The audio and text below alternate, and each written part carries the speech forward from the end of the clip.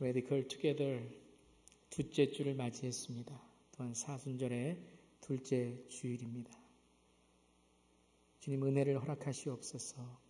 레디컬의 은혜를 이 시간 깨닫기 원합니다. 저의 말이 아니라 저의 생각이 아니라 제 호흡이 아니라 성령님 도우셔서 주님의 말씀을, 주님의 생각을, 주님의 호흡을 전하게 하옵소서. 저의 입술의 모든 말과 마음의 묵상이 온전히 주님께 연락되기를 원하옵고 예수님의 이름으로 기도드립니다. 아멘. 아멘. 할렐루야. 한 주간 잘 지내셨습니까? 주님의 크신 평강이 우리 사랑하시는 모든 성도님들에게 함께 하시기를 주님의 이름으로 축원합니다. 죄송합니다. 이게 잘 안 되는 것 같거든요. 그쪽에서 눌러주시면 감사하겠습니다. 지난주부터 시작된 레디컬 투게더를 통해서 우리는 교회의 본질과 사명, 하나됨을 위해 기도하고 있습니다. 여러분 한 주간 레디컬의 삶을 사셨나요? 레디컬의 한 주간을 지내셨을 줄을 믿습니다. 이제 시작입니다. 한 걸음에 이어서 이제 두 번째 걸음을 이제 함께 갑니다. 오늘은 평소에 우리가 했던 것과는 달리 우리 좀 이렇게 함께 외치면 좋겠습니다. 우리 함께 한 목소리로 레디컬 제자에서 레디컬 공동체로 제가 시작 하나 둘 셋 하면 큰 목소리로 영어로 Radical Disciples to Radical Community라고 하셔도 좋고요. 자 하나 둘 셋 레디컬 제자에서 레디컬 공동체로 다시 한번 시작 레디컬 제자에서 레디컬 공동체로 레디컬 제자에서 레디컬 공동체로 우리가 레디컬 공동체, 레디컬 투게더를 하는 이유는 함께 우리가 내 삶에 있는 예수 그리스도의 은혜를 나누는 시간을 갖고자 합니다. 우리 지난주 레디컬의 저자이신 우리 데이빗 플랫 목사님 아마 본문의 말씀을 주셔서 여러분들 좋았다고 하시는 분들도 있습니다. 오늘 이 시간에 다시 한번 우리 데이빗 플랫 목사님 모셔서 우리 시간에 한번 질문해 보겠습니다. 의무가 아닌 기쁨의 제자됨이란 무엇인가? 무엇이 우리를 joyful disciples로 만드는가? 잠깐 영상을 보도록 하겠습니다.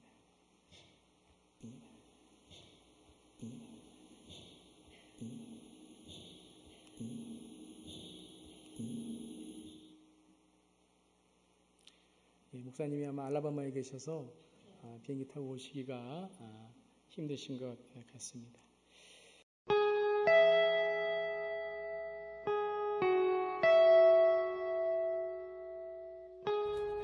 So from the very beginning of New Testament Christianity, every disciple of Jesus has been commanded to make disciples of Jesus. Every follower of Christ fishes for men. But I think sometimes we have this tendency to think, okay, well, that means I need to go out and do something else. I need to go make disciples. But that kind of thinking actually misses the point.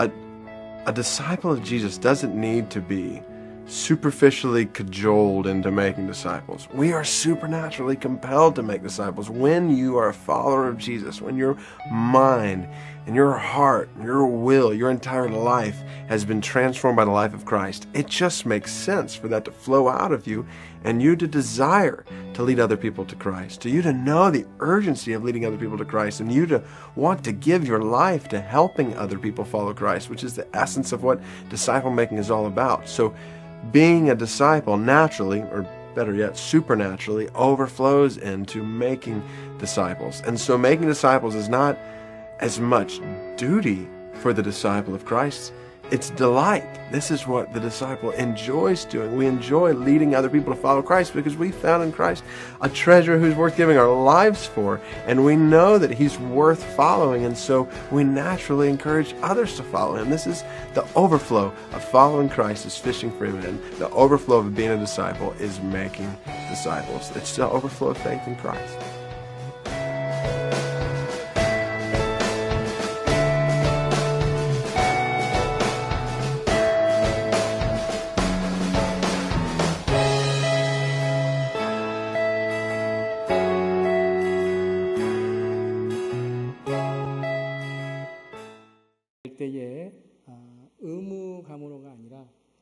기쁨으로 주님을 섬길 수 있을 것입니다.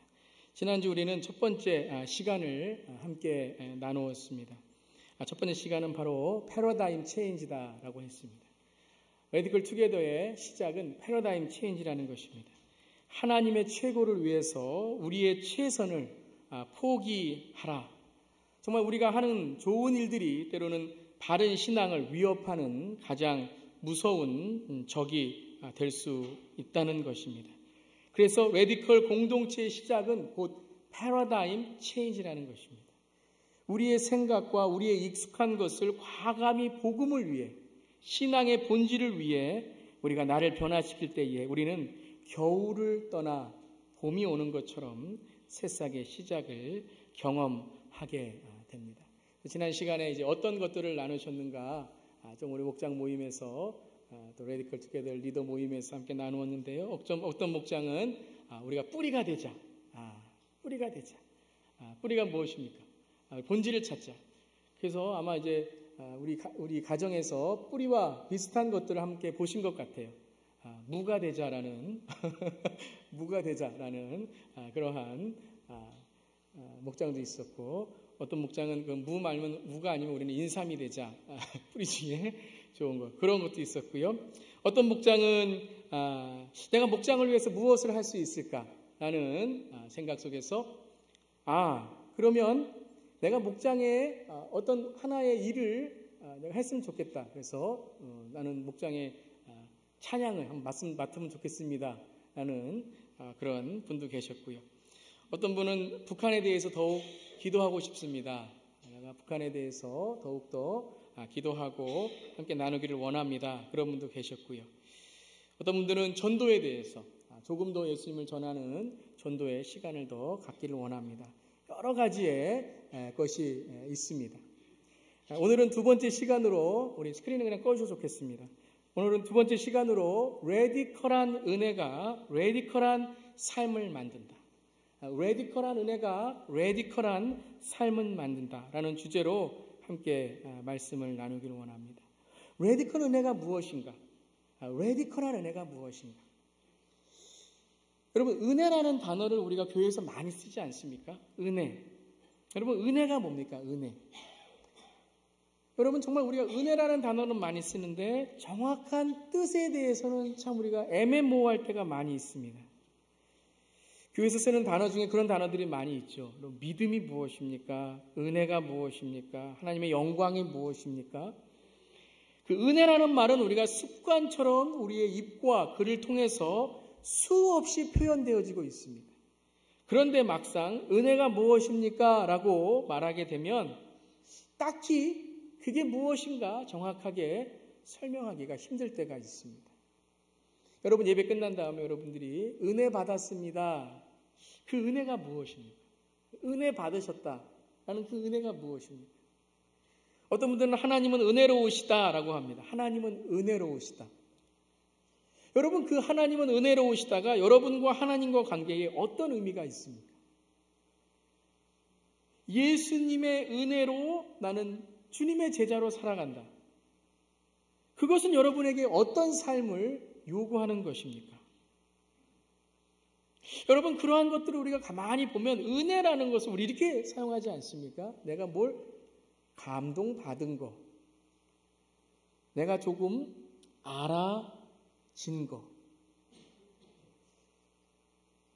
은혜의 상황을 가만히 따져보면 이전에 안 좋았던 것들이 어떤 상황을 통하여 좋아진 거, 아니면 좋아진다라는 생각, 내 자신과 나의 상황이 전보다 이렇게 좋아지게 된 것을 은혜라고 말할 때가 있습니다.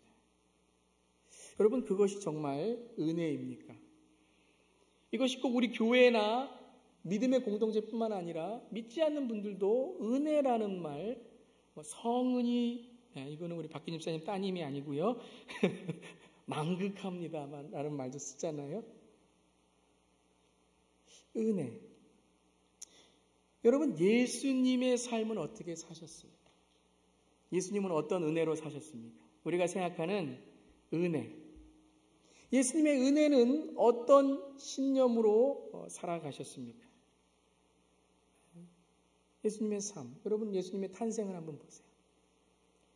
예수님께서 미혼모에 아직 결혼하지 않은 그러한 여인의 몸으로 태어난 것, 그것이 은혜, 우리가 생각하는 은혜일까요? 그저 평범한 삶을 살다가 어찌 보면 우리가 받아야 할 그런 은혜, 우리의 신앙의 은혜는 모두 거부하신, 어찌 보면 그런 분이 메시아일까라는 의심까지 드는 그런 예수님의 삶, 그것이 은혜였을까요? 제자들이 그랬잖아요. 솔직히 모든 것을 버리고 모든 것을 따른다고 했지만 주님이 보여주시는 기적에 그들이 이제는 내가 무엇인가 얻을 수 있겠구나라는 생각을 하면서 은혜의 환상에 빠져버린 모습들. 그래서 마지막 결론적으로는 은혜에 배신당한 기분을 받은 가룟 유다가 은 30냥의 은혜의 예수님을 팔아넘긴 것. 오늘 저와 여러분의 삶 속에 가룟 유다처럼 내가 생각하는 은혜와 예수님이 보여주시는 은혜, 예수님이 요구하신 은혜가 달라서 은 30냥에 쉽게 예수님을 팔아버리는 일은 있지 않습니까? 오늘 우리의 신앙을 예수님이 보신다면, 우리가 원하는 은혜를 주님께서 아신다면, 정말 나는 예수님께서 십자가에서 나를 구원하시기 위해 달리신 그 은혜의 제 값으로 살아가고 있습니까? 그럼 레디컬 은혜란 또 무엇일까요? 예수님이 레디컬 은혜로 사셨습니다. 그분은 더 나은 삶을 위한, 성공을 위한 은혜를 구하는 삶이 아니라 그분은 레디컬 은혜로 사셨습니다. 물고기 2마리와 보리떡 5개의 기적 후에 은혜 받은 사람들에게 둘러싸여 기분 좋은 은혜의 칭찬을 요구하시지도 않으셨습니다. 여러분, 예수님의 삶을 보면 은혜라고는 꿈꾸지 못하는 사람들, 가늠한 여인에게 주님은 은혜를 주셨습니다. 은혜라고는 절대 근처에도 가지 못하는 질병을 가진 사람들, 그때 율법으로 금지된 사람들에게 주님은 은혜의 모습으로 다가가셨습니다. 절대 배경과 출신으로는 상종도 하지 못하는 사마리아 사람들, 예수님은 일부러 사마리아의 우물가로 가셨습니다. 가난한 과부가 드린 너무나도 하찮은 모습에 주님은 은혜를 발견하셨습니다. 저는 이번 레디컬 투게더를 통하여 여러분들이 은혜의 자유를 경험하시기를 간절히 바랍니다. 기독교 안에 은혜를 오해할 수 있는 수많은 나 은혜 받았습니다, 나 은혜 받지 못했습니다 라는 실수와 같은 그런 모습 속에서 이번 레디컬 투게더를 통해서 또 하나의 은혜의 실수를 우리는 범하지 않기를 바랍니다. 그것은 이거겠죠. 6주 동안에 우리는 무엇인가 본때를 보여줘야 되겠다라는 생각을 할 수 있습니다. 이 6주 동안에 내가 무엇인가 할 수 있는 것, 내가 정말 보여줄 수 있는 것을 이번에 보여줘야지 라는 그러한 의무감. 아니면 또 하나는 무엇입니까? 반대로는 나는 저것도 못하는 존재인데 라는 열등감.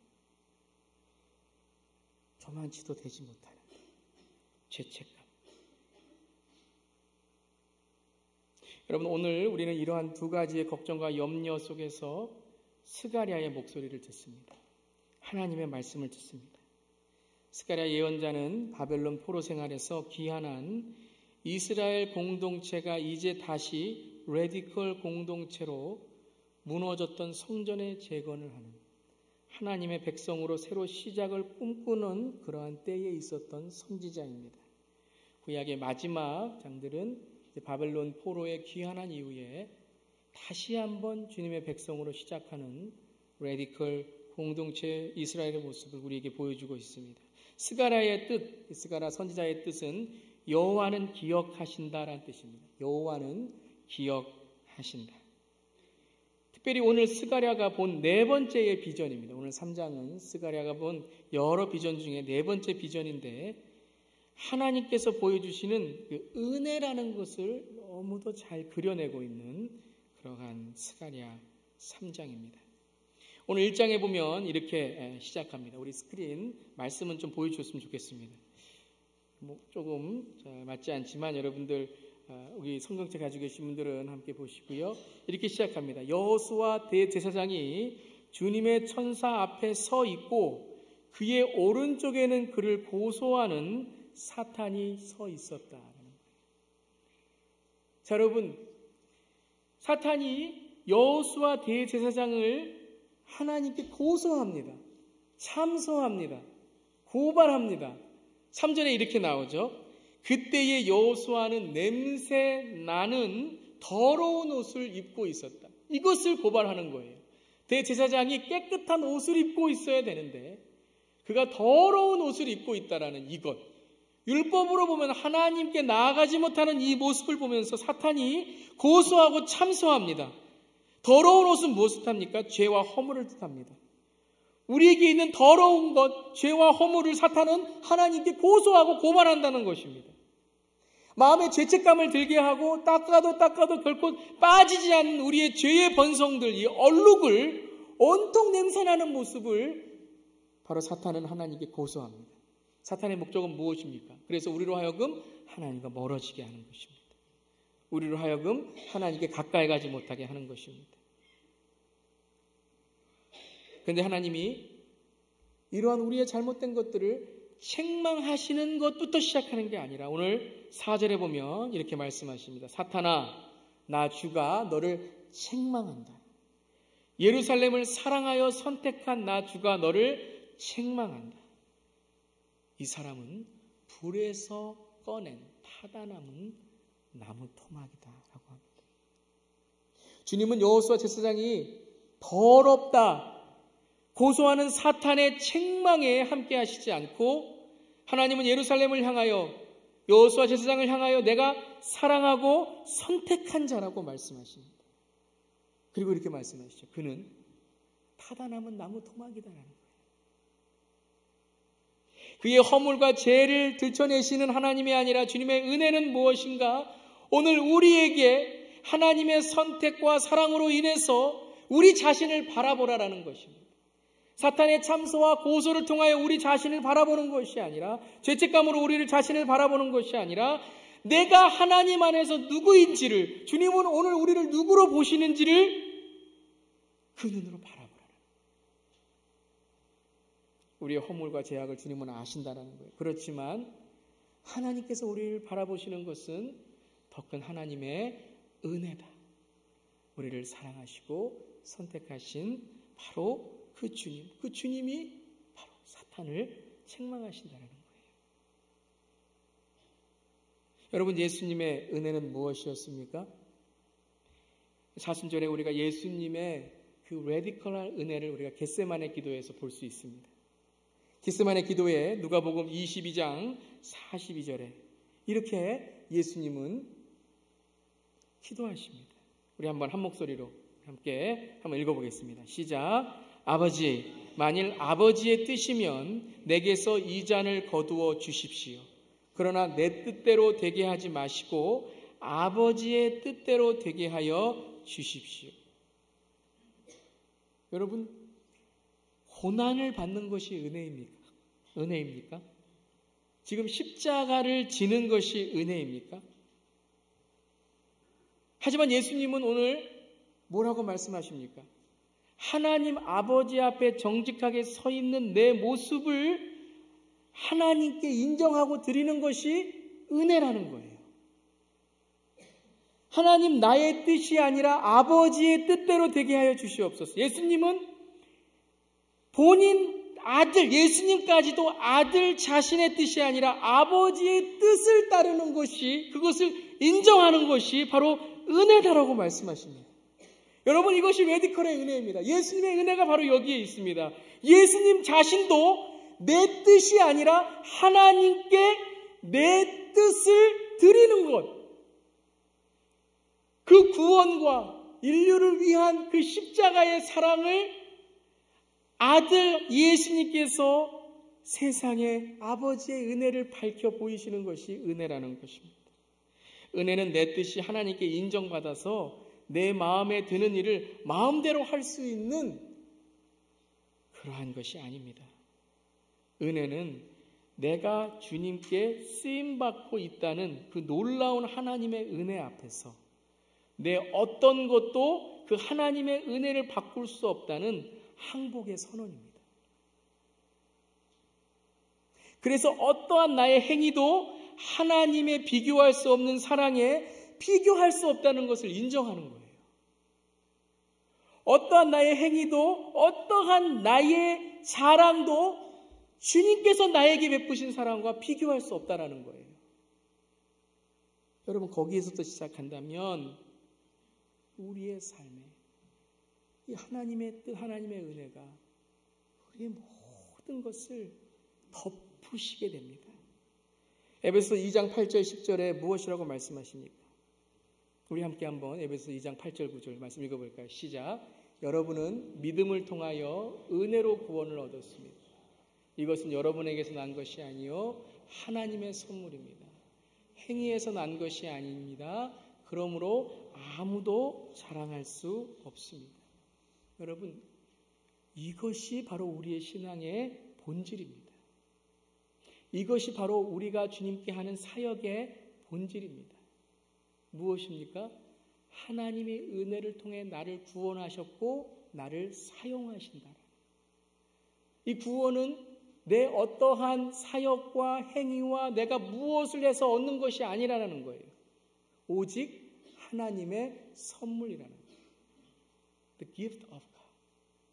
이것은 행위에서 난 것이 아니라 바로 은혜로, 내가 예수님을 믿는 믿음으로 바로 나에게 주어졌다라는 거예요. 여러분이 믿으십니까? 여러분 믿으세요? 여러분, 이 은혜가 여러분의 삶 속에 모든 여러분의 삶의 동기가 되십니까?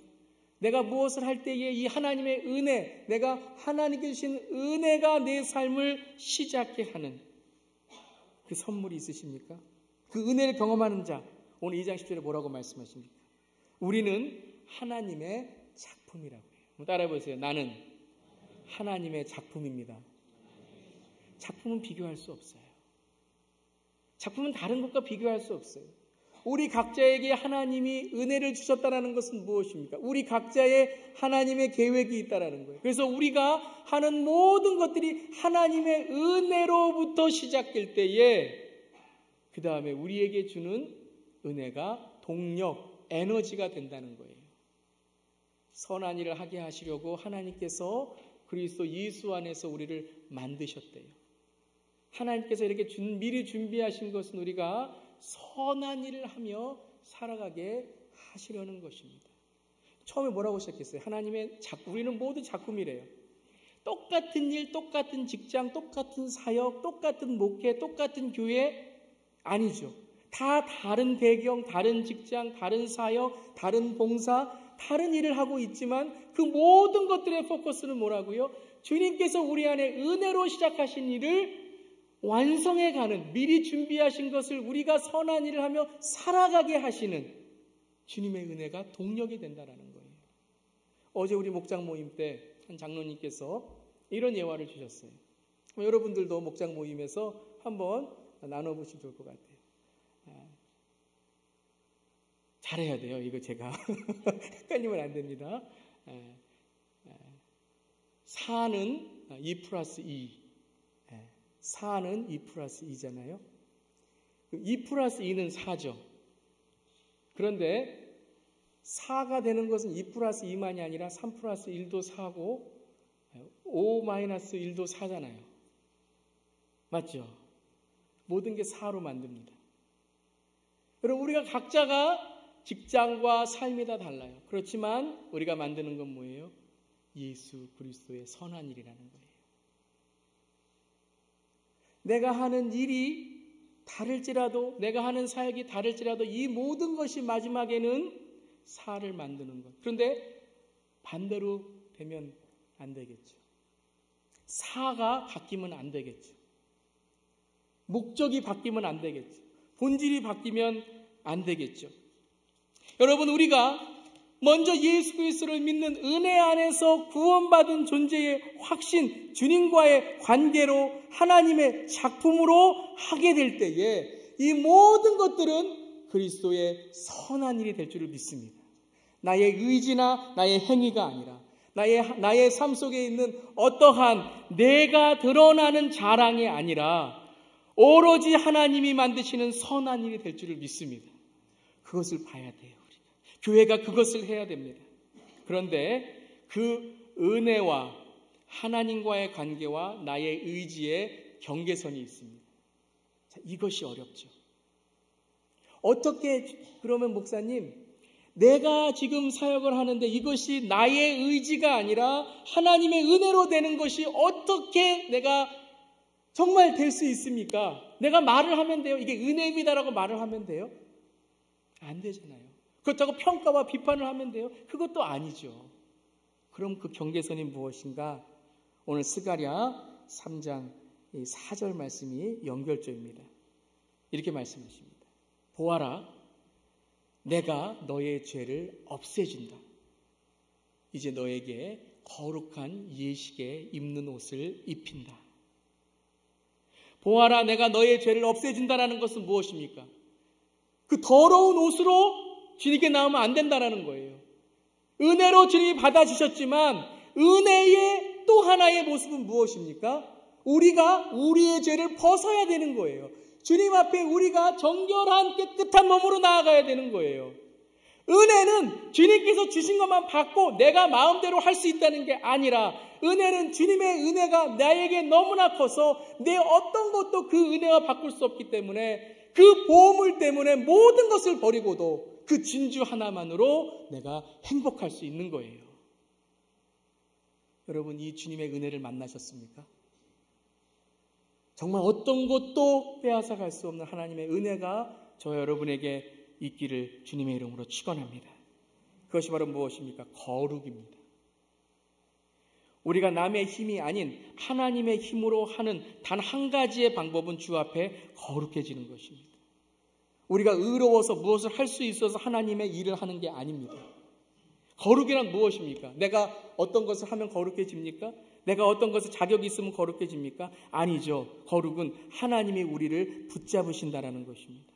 나무 토막이 하나님의 손에 붙잡혔기 때문에 하나님의 일을 할 수 있는 것입니다. 그런데 하나님이 붙잡으시려면 더럽고 냄새나는 옷으로는 주님께 쓰임받을 수가 없습니다. 하나님의 은혜가 깨달아지면 지금 내 삶에 이 하나님이 싫어하시는 것으로 살아갈 수가 없는 거라는 겁니다. 왜요? 그 은혜 때문에. 그 은혜가 내 삶에 너무 귀중하기 때문에 냄새나고 더러운 옷을 벗기는 삶이 된다는 것입니다. 바로 이것이 무엇입니까? 바로 이것이 바로 주님께 나오는 삶인데, 요한복음 1장 9절하고 10절, 요한복음 1장 9절하고 10절 말씀에 이렇게 말씀하십니다. 우리 스크린에 한번 띄워주시겠어요? 우리가 우리의 죄를 자백하면이라고. 여러분, 우리가 주님 앞에 나와서 거룩해지는 우리의 삶은 어떤 것입니까? 우리가 우리의 죄를 자백하면 하나님은 신실하시고 의로우신 분이셔서 우리의 죄를 용서하시고 모든 불의에서 우리를 깨끗하게 해주실 것입니다. 우리 함께 한번 고백해 볼까요? 시작. 우리가 우리의 죄를 자백하면 하나님은 신실하시고 의로우신 분이셔서 우리 죄를 용서하시고 모든 불의에서 우리를 깨끗하게 해주실 것입니다. 10절 말씀에 이렇게 나와요. 우리가 죄를 지은 일이 없다고 말하면 우리는 하나님을 거짓말장이라고 만드는 것이며 하나님의 말씀이 우리 속에 있지 아니합니다. 여러분, 우리가 거룩해질 수 있는 방법은 무엇입니까? 행위나 우리가 어떤 일을 하는 것이 아니라는 것입니다. 주님 앞에 우리 자신을 정직하게 내어놓는 것입니다. 우리가 우리의 죄를 자백하면 이것만이 하나님의 일과 내 의지를 경계하는 선에 변합니다. 어떤 일을 했을 때에 주님, 내가 이 일을 어떻게 할 수 있습니까? 주여, 내가 주님의 사역을 어떻게 할 수 있겠습니까? 주님이 함께 하시지 않는다면 나는 이 일에 아무것도 아닙니다. 주님께로 돌아옵니다. 주님만이 나의 주인이십니다. 내가 일을 합니다. 일을 할 때 어떤 마음으로 하는 것이 나의 의지가 아니라 하나님의 은혜이겠습니까? 주님, 내가 이것을 할 수 있는 것은 오로지 주님이 나를 인도하십니다. 주여, 나의 죄의 본성과 나의 교만함이 자꾸 이 일에 있어서 나를 자랑하려고 합니다. 주여, 나를 주님의 은혜로 붙잡아 주시옵소서. 일이 끝났습니다. 주여, 내가 이 일을 하면서 상처 준 사람이 있지는 않습니까? 주여, 내가 이 일을 하면서 하나님의 마음을 아프게 한 적이 있지는 않습니까? 주여, 내가 이 일을 하면서 주께서 주신 사명을 잘 감당하였습니까? 여러분, 이것이 바로 내 의지로 했는가 아니면 하나님의 은혜로 했는가의 경계선이라는 것입니다. 내가 오늘 한 일에 대해서 우리가 어떻게 자랑할 수 있고 내가 어떻게 이 일에 대해서 자신할 수 있겠습니까? 일의 시작에도 나의 뜻이 아니라 하나님의 뜻을 구하는 것, 이것이 바로 레디컬 은혜로 사역하는 우리의 삶입니다.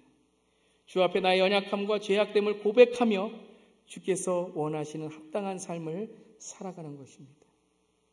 여러분, 그때에 어떤 일이 일어납니까? 그때 어떤 일이 일어납니까? 3장 8절에 여호수아 대제사장은 들어라. 여기 여호수아 앞에 앉아있는 여호수아의 동료들도 함께 잘 들어라. 너희는 모두 앞으로 나타날 일의 표가 되는 사람이다. 내가 이제 새싹이라고 부르는 나의 종을 보내겠다. 여러분 은혜가 뭔지 아십니까? 우리가 어떤 일을 끝냈을 때 이게 하나님이 하셨다고 고백하는, 나는 도저히 할 수 없고 나는 도저히 이룰 수 없다고 생각했던 그런 일들마저도 하나님이 하시는구나라고 깨달았을 때 우리는 그때 진정한 은혜를 깨닫게 됩니다. 여러분, 우리가 하는 거는 없습니다. 레디컬 투게더가 우리가 함께 무엇을 한다고 해서 우리가 어떤 일을 할 수 있겠습니까?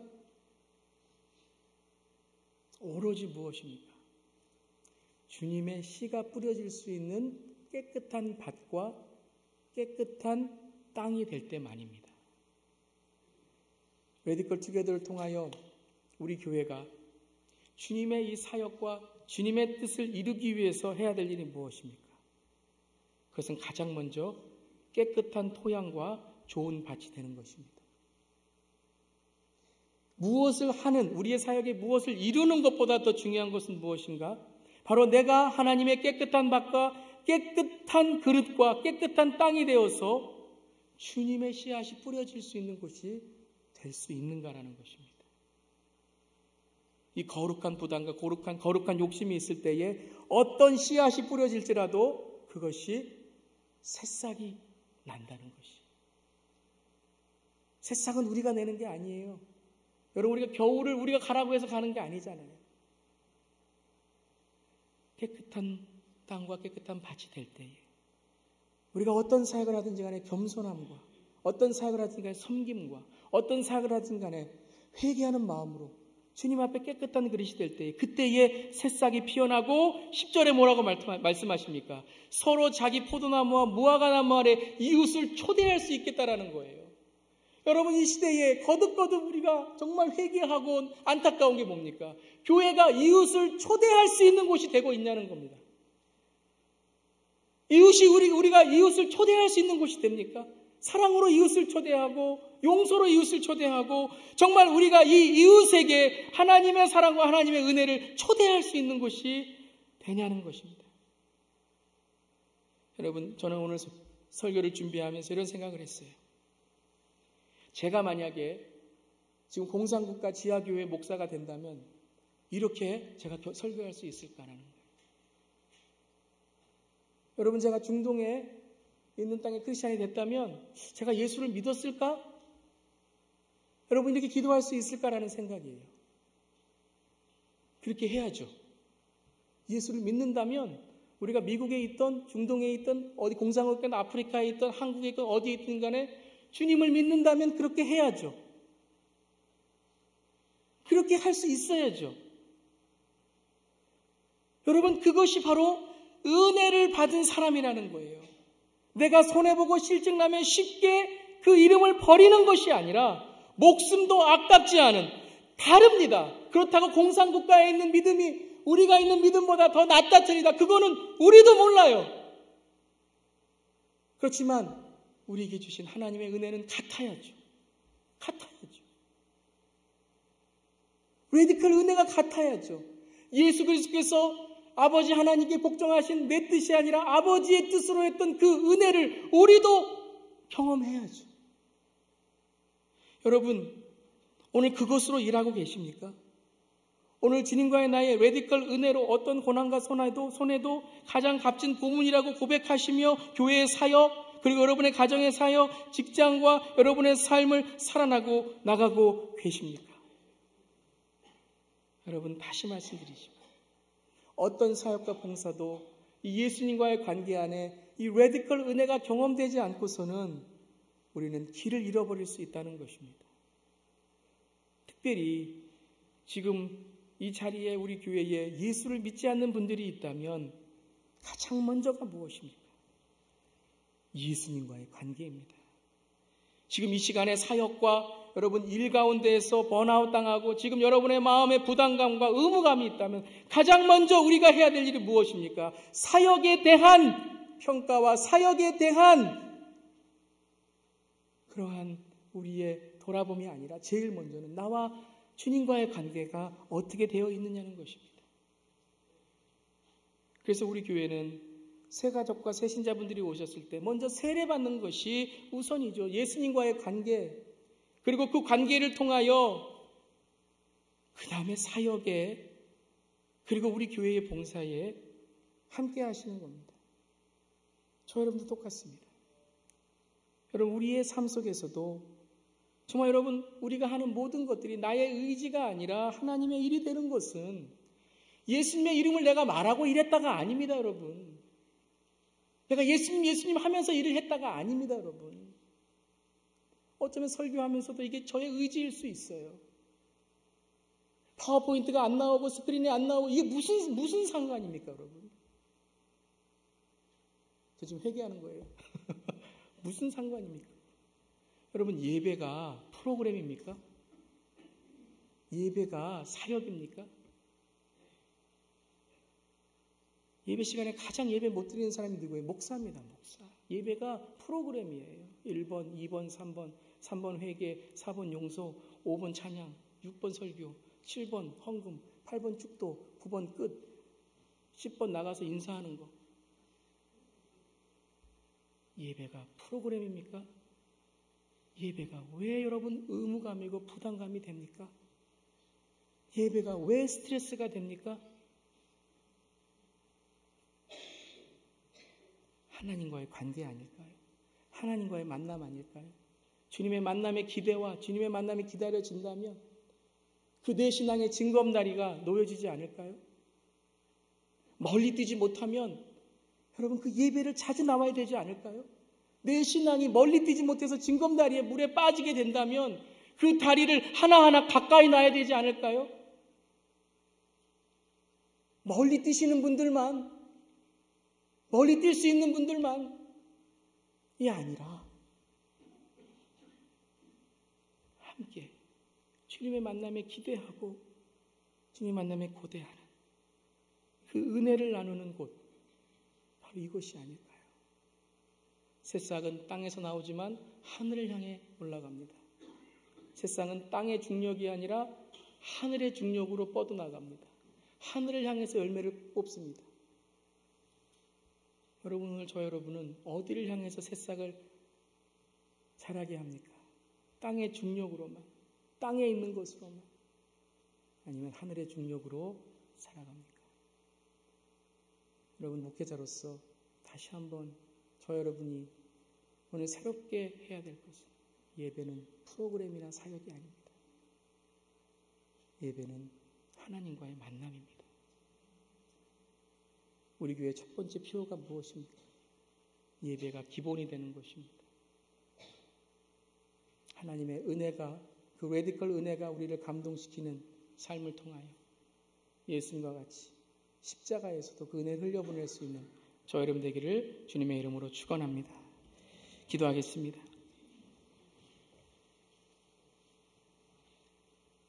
주님, 우리는 은혜를 부끄러워하지 않습니다.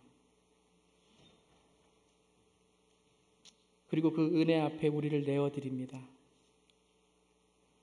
내가 은혜를 받는 것이 아니라 우리는 은혜에 반응하는 삶입니다. 예수님이 보여주신 레디컬 은혜, 나의 뜻이 아니라 하나님의 뜻으로 구원을 이룬 그 은혜의 본질을 깨닫게 하시고, 주여 나라를 위해 하늘의 중력으로 성숙의 열매를 맺는 깨끗한 밭이 되게 하옵소서. 깨끗한 밭은 하늘을 향해 열려진 밭입니다. 그런데 우리는 어디를 향해 열려져 있습니까? 이 시대의 교회로 회개합니다. 이 시대의 목사로 회개합니다. 이 시대의 성도로 회개합니다. 은혜를 너무도 값싸게 만들어버린 율법과 행위에 매달린 우리의 부끄러운 은혜를 용서하여 주시옵소서. 나무 토막과 같은 우리를 책망하지 않으시고 하나님의 나라의 왕같은 제사장, 거룩한 나라로 소유된 백성으로 어두움 가운데 우리를 불러 주의 행하심을 선포하게 하심을 감사드립니다. 이보다 값진 보물이 어디에 있겠습니까? 이보다 값진 은혜가 어디에 있겠습니까? 우리의 모든 것을 다 버리고도 정말 너무나도 값진 은혜, 주의 하나님, 이것을 깨닫고 이것을 위해 살아가는 우리가 되기를 원합니다. 간절히 원하옵기는 예배 후에 목장 소그룹 나눔에서도 성령님 함께 하셔서 이 주의 사명을 더욱 깨닫는 시간으로 또한 실천하는 우리들로 인도하여 주시옵소서. 주님의 이름에 감사드리며 예수님의 이름으로 기도드리옵나이다. 아멘. 아멘. 감사합니다. 말씀을 생각하시면서 우리 찬송가 315장 내 주 되신 주를 더욱 사랑 찬양하실 때에 헌금 드리시고요. 또 레퓨지 센터 특별 헌금 준비하신 분들도 이 시간에 함께 드리시도록 하겠습니다.